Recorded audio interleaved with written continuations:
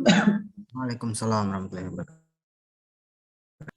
Oke ya, kita lanjutkan perkuliahan hari ini, perkuliahan terakhir kita ya. Karena ini sudah pertemuan ke-15, nanti pertemuan ke-16 kita UAS ya. Nanti jadwal dan sistem UAS itu akan diberitahukan lebih lanjut ya. Jadi hari ini kita ada empat materi yang ingin Bapak sampaikan ya. Inti-intinya saja ya, karena kemarin kalau sudah Bapak mintakan kalian untuk untuk mempelajari dengan sendirinya, kan artinya sudah dibaca. Nah, setelah kemudian dibaca lalu Bapak menjelaskan ya. Nah, yang pertama kita bicara tentang aliran hukum ya. Nah, dalam konteks lahirnya aliran hukum ini biasanya tidak terlepas dari sistem hukum ya. Sistem hukum di dunia itu ada 4, ada sistem hukum Eropa, ya, Indonesia masuk Eropa kontinental ya, artinya negara-negara yang dulu pernah dijajah Prancis, dijajah Belanda, ya, dijajah Portugis. Nah, itu masuk sistem hukum Eropa kontinental. Yang di dalam sistem hukum Eropa kontinental, sumber hukum utamanya adalah statute law, hukum tertulis. Ya. Nah, berbeda dengan sistem hukum Anglo-Saxon, ya. Dalam sistem hukum Anglo-Saxon itu negara-negara yang dulu pernah dijajah oleh Amerika, Inggris, ya. Nah, jadi kayak Australia, kayak seperti Singapura, Malaysia, nah itu masuk kategori Anglo-Saxon. Nah, sumber utamanya adalah bukan hukum tertulis, tapi precedent law, hukum kebiasaan. Dia lebih menjadikan jurisprudensi, putusan-putusan pengadilan yang terdahulu yang diikuti oleh hakim-hakim yang lain, itu menjadi sumber utama. Nah, sehingga di negara-negara yang masuk Anglo-Saxon itu sedikit sekali adanya undang-undang, lebih banyak melihat kepada putusan-putusan hakim. Ya, nah berbeda dengan kita Eropa kontinental, itu kita lebih banyak dimuat, aturan itu lebih banyak dimuat di undang-undang. Ya, hampir ribuan kita punya undang-undang ya yang berlaku. Nah, yang ketiga sistem hukum adat ya, sistem adat Indonesia, Jepang ya, itu hukum adatnya kental ya. Kita hukum adat. Sebenarnya kalau hukum yang paling tua di kita adalah hukum adat ya. Nah, lalu yang ketiga, keempat itu adalah sistem hukum Islam. Ada beberapa negara yang menganut hukum Islam ya, Arab Saudi, tetangga kita Brunei Darussalam. Ya. Nah, juga nanti sistem hukum hukum sosialis ya, komunis sosialis itu seperti Cina, Korea Utara, Korea Selatan ya, bahkan Rusia itu juga sosialis komunis ya. Nah, kalau kita melihat tadi, setidaknya dari dua sistem hukum tadi, ada Eropa kontinental dan ada Anglo-Saxon. Nah, maka lalu ini yang mempengaruhi kemudian lahir aliran hukum. Ya. Nah, aliran hukum itu ada 3. Ya. Ada yang disebut dengan aliran legisme, lalu aliran Rechtsbewegung, dan aliran Rechtsbinding.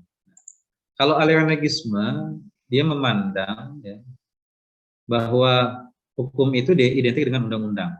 Ya, seperti tadi kan, bahwa hukum sumber dari negara-negara Eropa kontinental itu adalah undang-undang, hukum tertulis. Nah, hakim itu sebagai corong undang-undang. Hakim itu dia hanya berbicara apa yang diatur di dalam undang-undang. Jadi kalau kita konkretkan, hakim di dalam memutus suatu perkara itu dia hanya melihat kepada undang-undang. Ya. Nah, yang itu legisme ya. Jadi legisme itu kalau kita kaitkan itu jenis legalistik ya. Ya, artinya bahwa hukum itu ya undang-undang. hukum itu adalah aturan yang tertulis. Ya, kalau aturan tidak tertulis itu tidak termasuk hukum. Dan aliran yang kedua itu adalah aliran Frege. Nah, ini sebaliknya. Kalau tadi bahwa hukum itu adalah undang-undang, nah kalau di sini dia mengatakan bahwa hakim itu adalah hukum. Nah, jadi apa yang diputus oleh hakim itu adalah hukum. Ya, hakim judge makes law istilahnya kan. Ya. Nah, ini kan dia yang banyak dianut oleh negara Anglo-Saxon. Ya. Jadi kalau legisme memandang hukum itu adalah undang-undang, nah kalau RBWGUM, ya, hukum itu adalah apa yang diputus oleh hakim. Dalam memutus, dia biasanya tidak berdasarkan kepada undang-undang, dia berdasarkan kepada nilai-nilai yang ada di masyarakat. Ya, apakah ini bertentangan dengan nilai-nilai yang ada di masyarakat atau tidak? Ya. Nah, sehingga di dalam aliran RBWGUM itu keputusan itu lebih bersifat dinamis dan up to date. Kalau kita nanti tidak, oh karena ini pasalnya ini ya ini, ya, oh karena bunyi pasalnya seperti ini ya udah seperti itu. Nah lalu tidak ada kita, kalau aliran legisme itu tidak ada dia melakukan pengembangan di luar apa yang tertulis. Ya dia tidak akan memutus di luar apa yang ditulis. Nah yang terakhir itu adalah aliran Reefending. Nah, aliran Reefending ini perpaduan antara legisme dan RBWGUM. Ya. Jadi dia gabungan. Nah, ini hakim terikat pada undang-undang, tetapi tidak seketat sebagaimana pendapat aliran legisme. Sebab hakim juga mempunyai kebebasan. Ya. Jadi kebebasan hakim tidaklah seperti pendapat RBWGUM. Ya. Dan seperti pendapat RBWGUM. Melaksanakan tugasnya mempunyai kebebasan yang terikat atau keterkaitan yang bebas. Nah, ya, jadi kembali lagi bahwa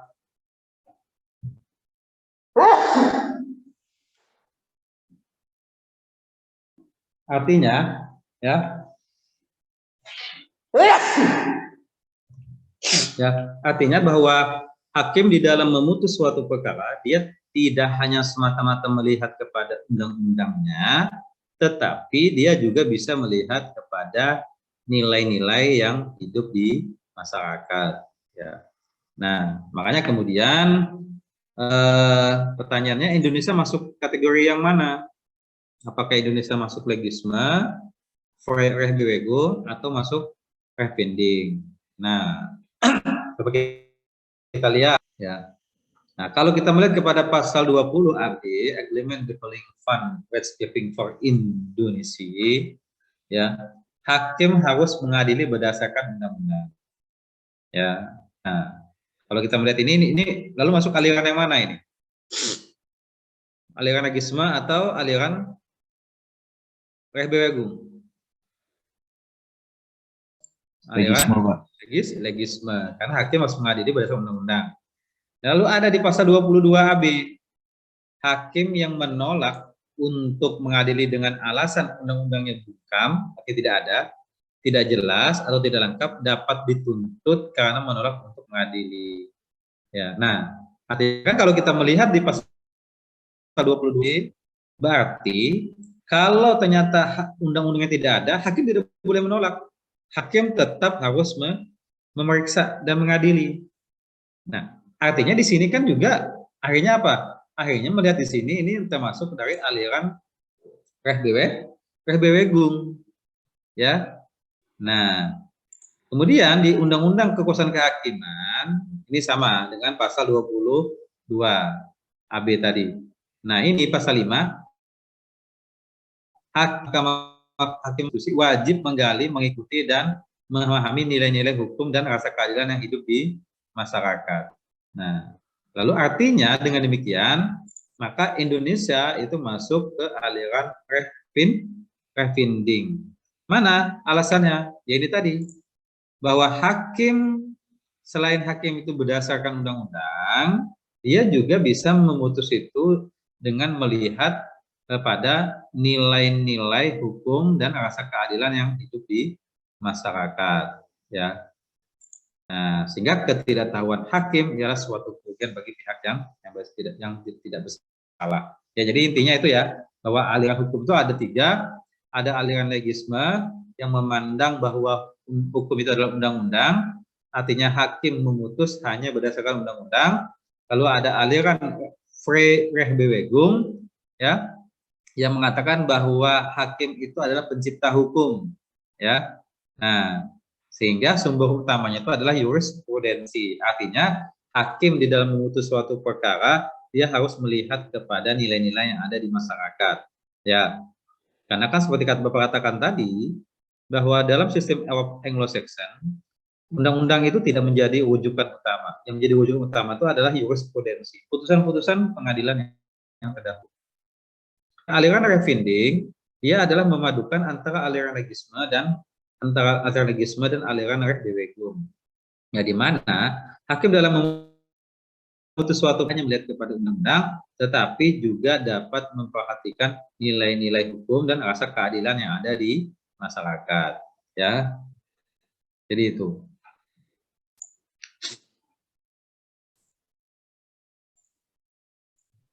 Selanjutnya kita bicara tentang kekuasaan kehakiman, ya. Nah, kekuasaan negara itu ada, ya. Kekuasaan negara itu ada tiga. Ada sebenarnya kekuasaan legislatif, kekuasaan membentuk undang-undang, ada kekuasaan eksekutif, kekuasaan menjalankan undang-undang, ada kekuasaan yudisial atau kehakiman adalah menegakkan pada saat terjadi pelanggaran terhadap undang-undang, ya. Jadi kekuasaan negara itu ada kekuasaan legislatif, ini DPR, ada kekuasaan eksekutif, ini presiden, ada kekuasaan yudisial atau kekuasaan kehakiman. Nah, apa itu kekuasaan kehakiman? Merupakan kekuasaan yang merdeka untuk menyelenggarakan peradilan guna menegakkan hukum dan keadilan. Ya. Nah, kekuasaan kehakiman. Nah, ini sama definisinya. Nah, tugas pokok kekuasaan kehakiman ialah menerima, memeriksa, dan mengadili serta menyelesaikan setiap perkara yang dimohonkan. Ya, jadi tugas pengadilan itu menerima, lalu setelah diterima lalu diperiksa, setelah diperiksa lalu diputus. Ya, itu tugas hakim, tugas pengadilan. Nah, seperti itu tugas pokoknya. Nah, kekuasaan kehakiman, nah sini dikatakan ya bahwa kekuasaan kehakiman ya itu dilaksanakan oleh Mahkamah Agung beserta badan peradilan di bawahnya dan Mahkamah Konstitusi, ya.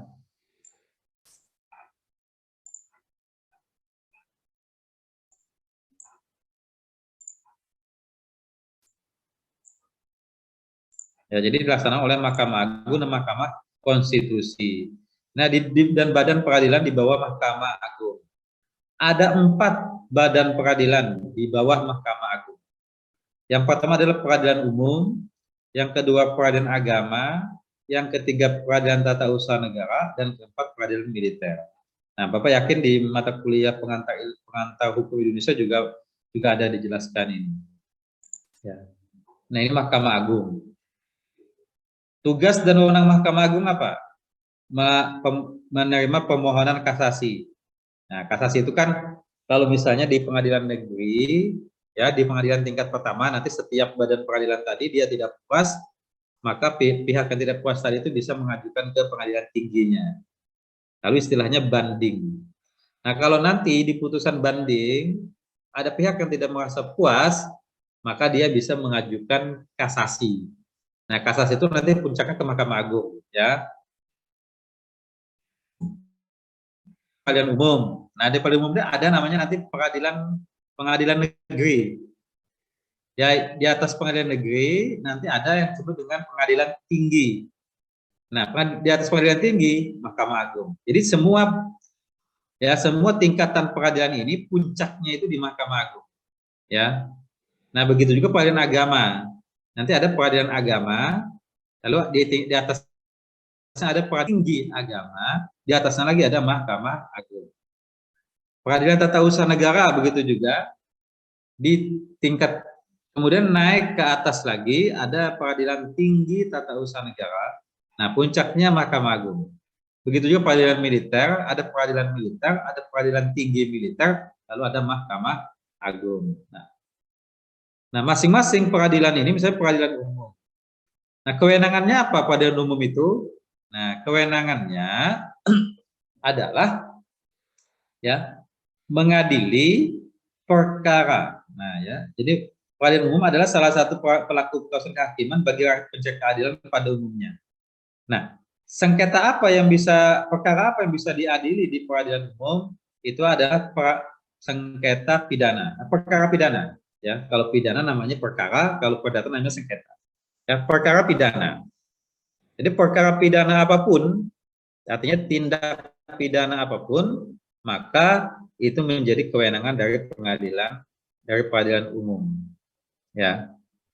Dan apa? Dan sengketa keperdataan, kecuali ditentukan lain. Jadi kalau kita merasa adanya sengketa keperdataan, ada perselisihan keperdataan, ya, misalnya kita masalah utang piutang, kawan kada bayar uang prestasi, ada perbuatan tetangga yang menimbulkan kerugian bagi kita, ya, misalnya tetangga kita membuat atap rumah, lalu aliran banyunya itu turun ke mengenai dinding rumah kita, lalu hancur dinding kita. Nah, maka perbuatan tetangga kita itu bisa disebut sebagai perbuatan melawan hukum. Kita dirugikan atas perbuatan dari tetangga kita yang membuat atap yang aliran banyunya itu turun ke dinding kita. Harusnya kan diberi talang, atau misalnya aliran banyu itu ke depan rumah atau ke depan rumah dan ke belakang rumah, ya. Nah, kemudian selanjutnya kalau pengadilan agama apa? Pengadilan agama, maka kalau pengadilan agama, perkara yang bisa diselesaikan di pengadilan agama itu ada dua orientasi. Pandangan. Yang pertama adalah dipandang dari pribadi para pihak. Artinya para pihak yang beragama Islam. Nah, para pihak yang beragama Islam apabila terjadi sengketa di bidang perceraian, artinya mau melakukan, lalu kemudian waris. Nah, ini waris yang sesama muslim. Yang ketiga itu adalah wakaf. Nah, maka ini diadilinya di peradilan agama. Ya. Tapi kalau misalnya perceraian oleh non-muslim, waris oleh non-muslim, itu masuk di ranah peradilan umum. Ya, jadi di pengadilan negeri, tempatnya di samping Polda itu. Ya. Nah, ini melihat, jadi apabila terjadi sengketa perceraian, kemudian wakaf dan waris, kalau para pihaknya itu muslim, maka diselesaikannya di peradilan agama. Nah, yang kedua, orientasinya itu adalah perbuatan perdata yang berdasarkan syariat Islam. Nah, lalu apa? Nah, kalau pertama tadi kita melihat dari subjeknya adalah orang Islam, kalau yang kedua ini kita melihat perbuatannya yang berlandaskan kepada syariat Islam. Misalnya ekonomi syariah. Nah, terjadi sengketa perbankan syariah misalnya, nasabahnya orang non-muslim dengan bank syariah, maka itu diselesaikannya di peradilan agama. Ya, jadi tanpa melihat apakah nasabahnya ini muslim atau tidak, tanpa melihat itu. Yang pasti sengketa itu terjadi diakibatkan karena adanya perbuatan perdata, ya, yang berlandaskan kepada syariat Islam, ya.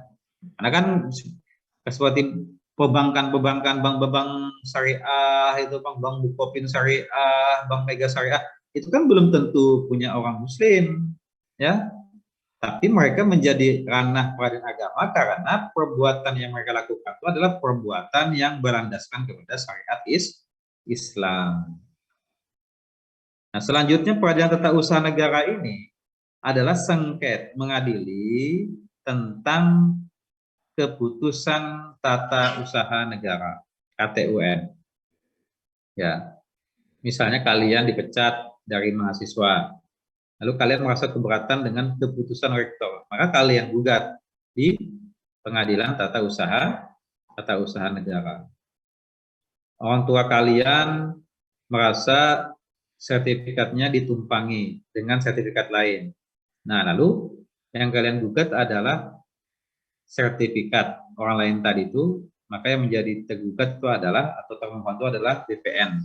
Jadi musuhnya ini antara individu, warga negara, individu, atau misalnya badan hukum, ya, dengan pemerintah. Nah, jadi yang digugat ini pemerintah. Kalau PTW itu selalu musuhnya pemerintah, ya. Nah, kalau di peradilan agama, di peradilan umum tadi, itu adalah individu, ya, individu. Yang kemudian adalah yang berikutnya peradilan militer, ya. Nah, peradilan militer ini mengadili setiap militer merupakan pelaksana keputusan kehakiman di lingkungan angkatan bersenjata untuk menegakkan hukum dan keadilan dengan memperhatikan kepentingan penyelenggaraan pertahanan keamanan negara. Nah, jadi kalau misalnya ada anggota TNI dulu, ya, anggota TNI melakukan tindak pidana, maka diadilinya bukan di peradilan umum, tapi di peradilan militer. Ya, karena nanti jaksanya juga jaksa militer, ya. Itu auditor militer. Namanya auditor militer itu yang ada di lampu merah Gatot, ya. Kalau kita lihat Gatot, ya, lampu merah yang dari arah Gatot, itu kan di sebelah kiri itu ada namanya auditor militer. Nah, itu jaksa militer, ya.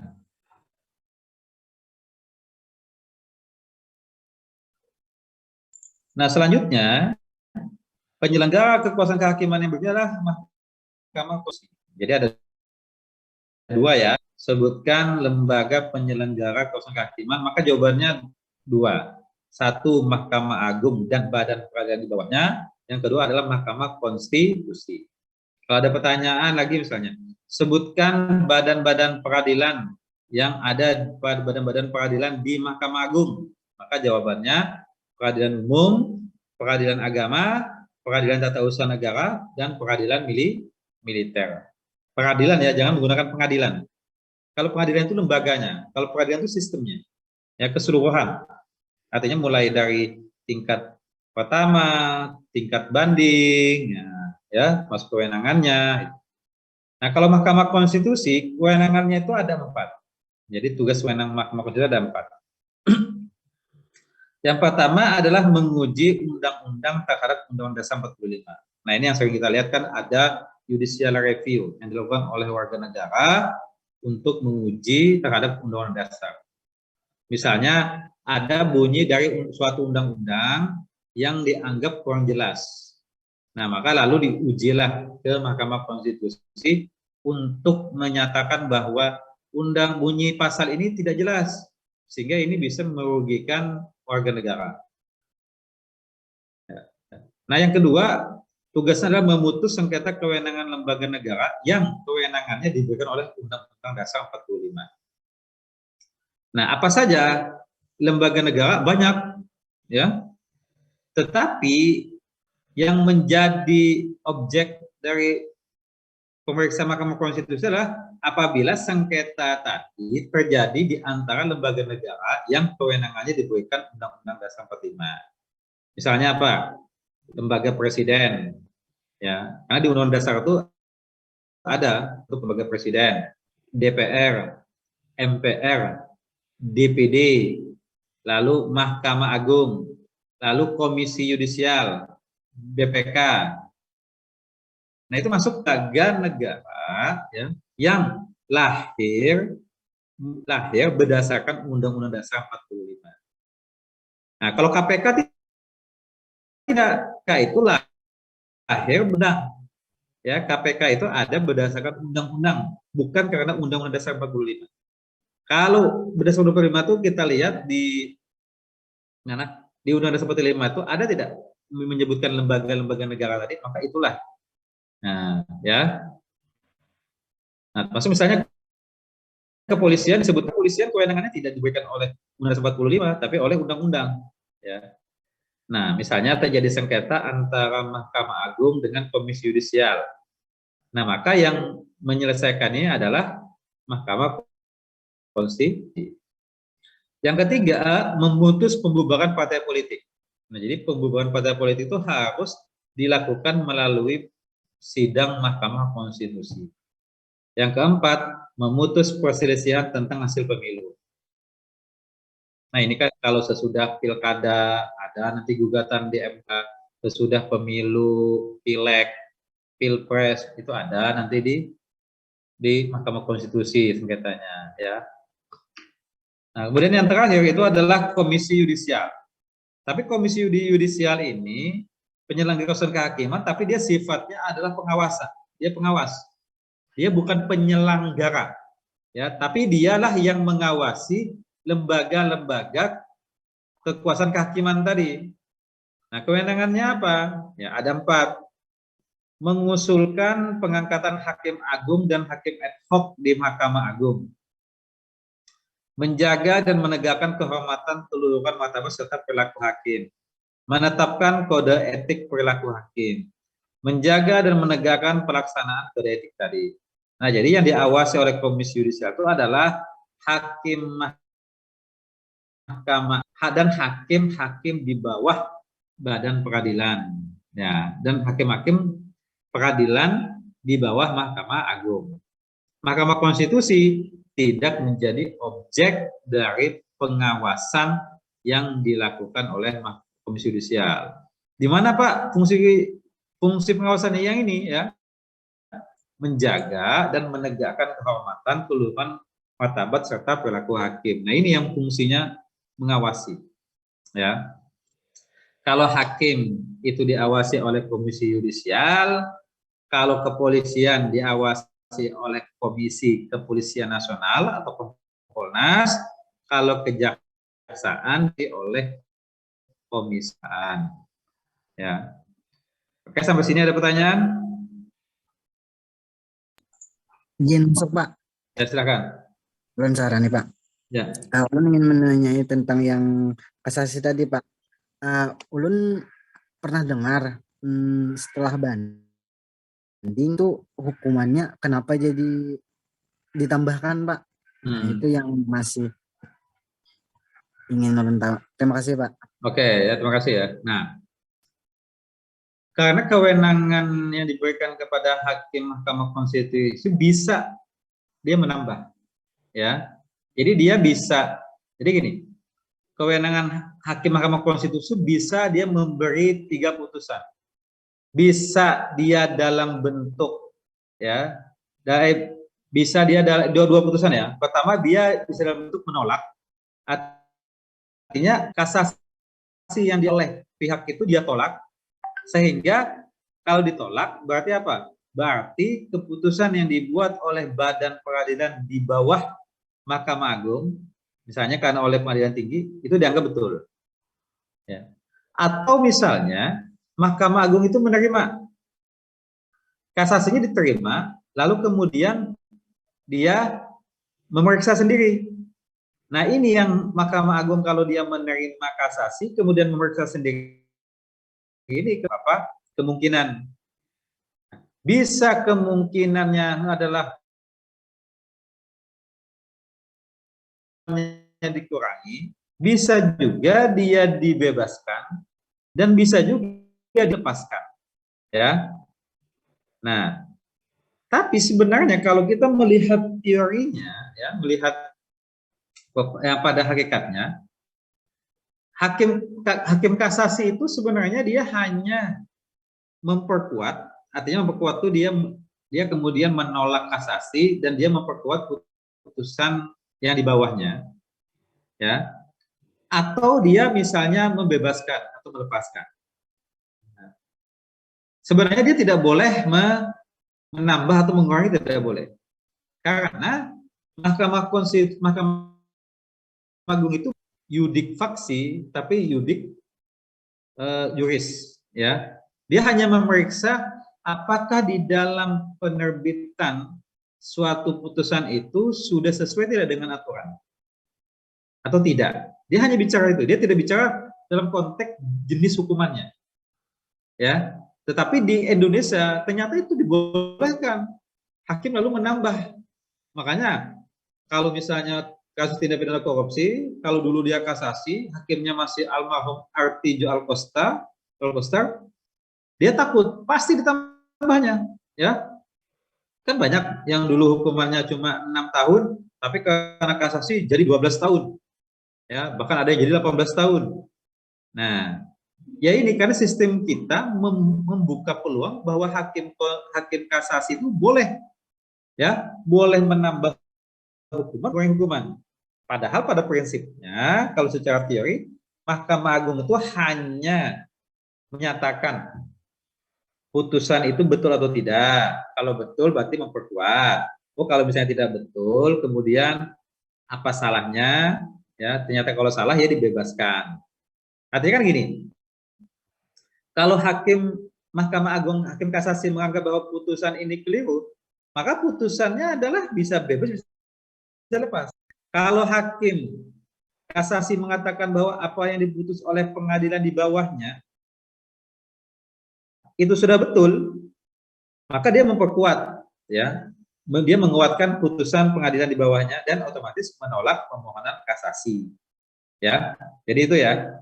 Nah, nanti Sarani di dalam perkembangannya akan tahu. Ini hanya awal, pengetahuan awal. Nanti bagaimana model kewenangan selanjutnya itu nanti ada di mata kuliah berikutnya, ya. Karena kita hanya pengantar saja. Ya. Inggih Pak, terima kasih banyak. Ada lagi? Pak, izin bertanya Pak. Ya, silakan. Saya mau nanya nih Pak, katanya hukum tuh nggak boleh berlaku surut jika ada UU, maka jurisprudensi bisa dilakukan. Nah, terus bagaimana dengan asas legalitas? Berarti orang bisa dong kena hukuman walaupun nggak ada UU-nya, yaitu lewat jurisprudensi. Itu bagaimana Pak penjelasannya Pak? Oke, terima kasih. Ya, kalau kita bicara asas legalitas itu kan nullum delictum nulla ponas dan privilegi penali. Bahwa seseorang itu tidak bisa dihukum apabila tidak ada aturan yang sebelumnya. Ya. Nah, jadi kalau tidak ada aturan sebelumnya. Makanya pada saat ini ya, maaf ya, tapi jangan dilakukan. Seks bebas yang dilakukan oleh remaja itu tidak ada hukumnya. Ya, tidak ada hukumannya. Karena apa? Karena tidak ada pasal yang melarang dia. Pasal yang melarang dia, asas legalitas. Ya. Kemudian pada saat misalnya hari ini Bapak melakukan bahwa pada saat ini 2 remaja itu melakukan seks bebas, lalu kemudian besok lahir pasal undang-undang tentang larangan seks bebas tadi. Nah, maka terhadap 2 remaja tadi tidak boleh dituntut. Kenapa? Karena pada saat dia melakukan itu, ini belum kejahatan. Ini bukan kejahatan. Ya, jadi tidak boleh hari Kamis disahkan, dikatakan bahwa seks bebas adalah kejahatan. Nah, kemudian orang yang melakukan seks bebas ya hari Rabu, hari Selasa, hari Senin, itu dihukum tidak boleh. Kenapa? Karena mereka menganggap bahwa apa yang saya lakukan ini bukan kejahatan pada saat ini. Ya. Nah, ini adalah untuk memberikan apa? Kepastian hukum. Karena kalau tidak seperti itu, maka tidak ada kepastian. Ya. Mungkin ada di antara kita misalnya yang yang pernah misalnya menyakiti orang lain, yang pernah menolak cintanya, misalnya kan lalu merasa secara psikis tersakiti. Nah, ini bukan kejahatan. Tapi kalau misalnya suatu saat ini dikatakan kejahatan, ya, orang yang dulu menolak cintanya kemudian dia dihukum. Nah, ini kan tidak ada kepastian, lalu sampai kapan? Lalu perbuatan yang mana? Nah, ya, jadi intinya bahwa gini misalnya, Ya, misalnya gini, bahwa ada mahasiswa terlambat misalnya, ya. Nah, mahasiswa terlambat itu kan hukumannya tidak ada aturan hukumannya. Tiba-tiba mahasiswa terlambat, Bapak langsung bilang, kamu tidak lulus. Nah, itu tidak boleh. Kecuali Bapak memperjanjikan dulu. Ingat ya, kalau ada mahasiswa terlambat, maka hukumannya tidak lulus. Saat seperti ini, maka ini yang disebut dengan adanya kepastian hukum. Adanya aturan yang jelas, adanya sanksi bagi perbuatan lambat, perbuatan terlambat tadi masuk kelas. Tapi kalau sebelumnya kan kita mahasiswa menilai tidak apa-apa. Bayangan mahasiswa itu kalau dia terlambat tidak ada sanksi, tidak lulus. Ya. Lalu tiba-tiba Bapak langsung, oh karena kamu terlambat tidak lulus. Nah, itu tidak boleh, itu namanya sewenang-wenang. Ya, bukankah misalnya hukum pidana itu dilahirkan dalam rangka mencegah perbuatan sewenang-wenang penguasa. Jadi Bapak tidak boleh sewenang-wenang, tidak lulus tidak boleh. Kecuali kita perjanjikan, ya mahasiswa ya, kalau mahasiswa terlambat maka tidak lulus. Nah, maka pada saat mahasiswa tadi misalnya memprotes, Pak, ulun terlambat kenapa Pak tidak lulus? Maka sudah diperjanjikan di awal. Nah, ya, sadar ya. Artinya berlaku surut tidak boleh. Dalam rangka apa? Dalam rangka untuk memberikan kepastian. Sehingga masuk mana yang perbuatan dapat dihukum dan mana perbuatan yang tidak dapat dihukum. Ya. Lalu apa tadi satunya, Chandra? Aku lupa. Ini Pak, yang satunya berarti orang bisa kena hukuman walaupun nggak ada U-nya itu lewat jurisprudensi Pak.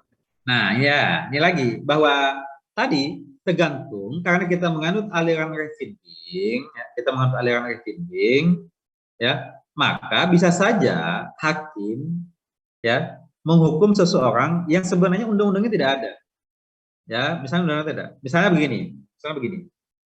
Ya, pada saat misalnya Diva Chandra beelang ke rumah pacarnya di Cendana sana. Sampai jam 12 malam, sampai jam 4 malam akan disembunyikan. Lalu digerebeklah oleh masyarakat. Nah, lalu kemudian Chandra dibawa ke polisi. Pak, ini Pak, kami anggap dia melakukan perbuatan yang bagi kami perbuatan ini Pak tercela. Karena dia tinggal ya di rumah, di kos-kosan cewek, duaan pulang di kamar. Nah, ini pasalnya tidak ada, undang-undang apapun tidak ada, KUHP tidak ada larangan ya Chandra untuk diam di dalam kamar seorang wanita berduaan. Ya. Nah, tapi kemudian hakim misalnya polisi menganggap oh ini tetap ini adalah perbuatan yang melanggar norma-norma masyarakat. Ya, ini menodai nilai-nilai yang ada di masyarakat. Nah, lalu kemudian dibawa sampai ke pengadilan, lalu hakim memutus, ya, misalnya. Nah, artinya kan bahwa dia lihat nilai-nilai yang ada di masyarakat. Nah, diharapkan dengan misalnya menghukum Chandra dengan tegas tadi, lalu tidak ada lagi masyarakat yang ingin melakukan. Tapi sampai saat ini di Indonesia belum ada ya, Chandra ya, belum ada di Indonesia. Ya. Nah, kita adanya nanti hukum adat. Nah, Bapak tanya misalnya kan, orang laki-laki dan perempuan yang hidup dalam satu rumah, seolah-olah dia suami istri, padahal dia tidak suami istri, tidak diikat dengan perkawinan, itu menurut hukum negara itu bukan kejahatan. Tetapi kalau itu terjadi di masyarakat adat Bali, maka itu dianggap sebagai kejahatan.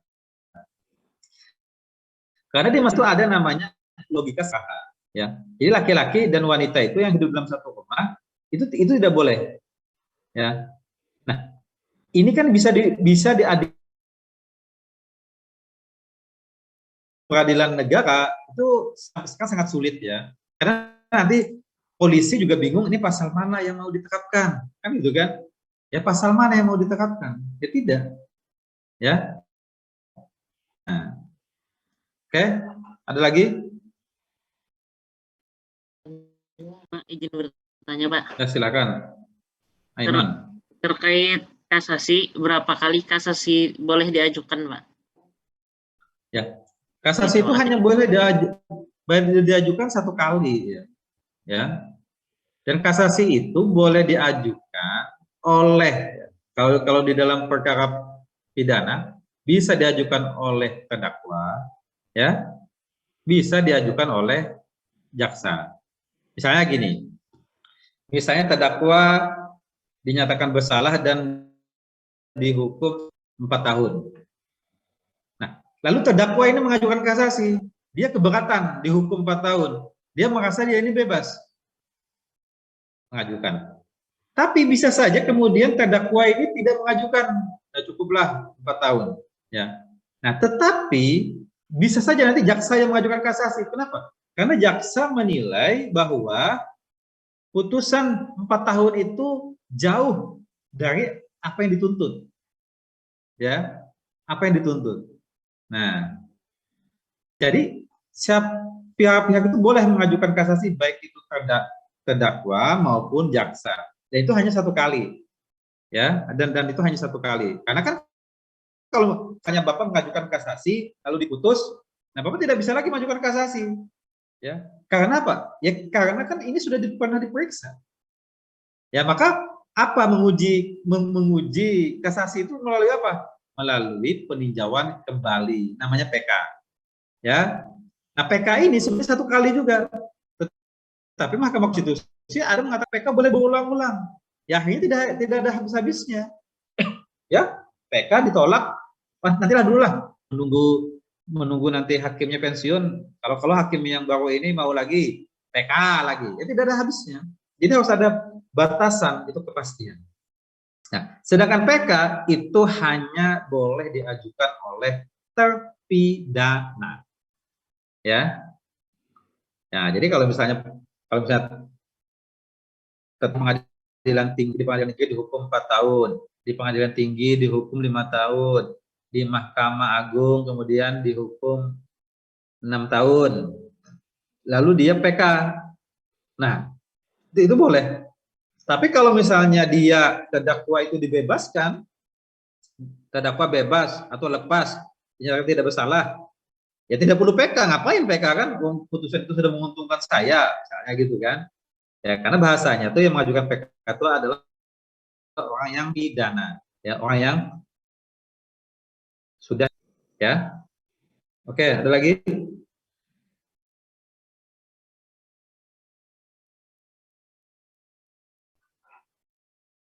Kalau tidak ada ya, ini kebetulan Bapak juga kurang enak badan ya.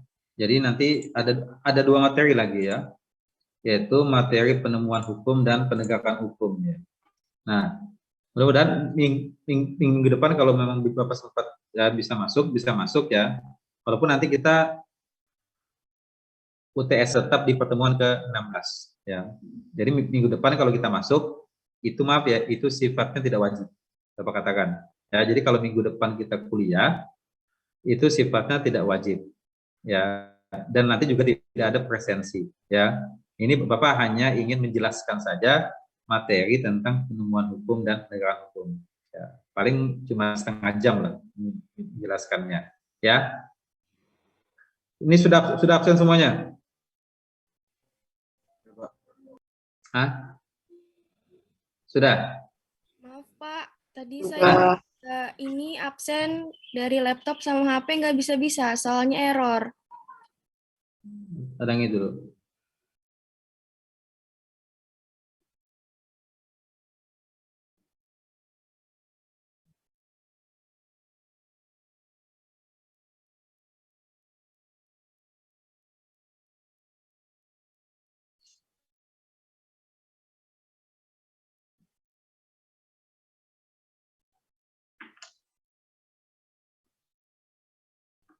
Ini 71, orangnya hanya 60, hanya 59. Siapa yang belum absen? Yazidah Hamidah Pak.